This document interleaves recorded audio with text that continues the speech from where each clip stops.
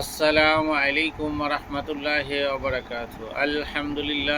আলহামদুলিল্লাহি নাহমাদুহু ওয়া নাস্তাঈনুহু ওয়া নাস্তাগফিরুহু ওয়া নু'মিনু বিহি ওয়া নাতাওয়াক্কালু আলাইহি ওয়া নাউযু বিল্লাহি মিন শুরুরি আনফুসিনা ওয়া মিন সাইয়্যাতি আমালিনা ওয়া মান ইয়াহদিহিল্লাহু ফালা হাদিয়া লাহু ওয়া নাশহাদু আল্লা ইলাহা ইল্লাল্লাহু ওয়া নাশহাদু আন্না মুহাম্মাদান আবদুহু ওয়া রাসূলুহু আম্মা বাদ। প্রিয় সুধী, আজকে যে বিষয়টা নিয়ে আসছি, হযরত সালেহ আলাইহিসসালামের নাম আপনারা শুনেছেন। তো হযরত সালেহ আলাইহিসসালামকে যে জাতির জন্য আল্লাহ তাবারক ওয়া তাআলা পাঠিয়েছিলেন, সেই জাতির নাম হচ্ছে সামুদ জাতি। তো সামুদ জাতিকে আল্লাহ তাবারক ওয়া তাআলা কীভাবে ধ্বংস করবেন, সেই বিষয়টাকে নিয়ে আপনার সামনে বলছি। অবশ্যই আপনার ভালো লাগবে।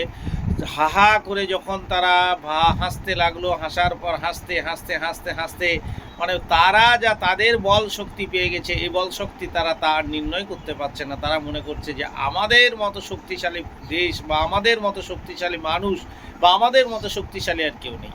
এরকমভাবে যখন ভাবতে লাগলো, তখন হাহা করে হেসে উঠলো। তারা আল্লাহকে তাচ্ছিল্য করতে লাগলো এবং তারা বলল, ভয় কি, আমরা আমাদের বাড়ি ঘর একদম পাকা চুন সুরকি পাথর বালি পাহাড়ের গুহাকে কেন্দ্র করে তৈরি করেছি, আমাদের ধ্বংস করবে কে? এরকম একটা ভাবনা তারা উদয় নিল। এবং এই দিয়ে যখন হযরত সালেহ আলাইহিসসালাম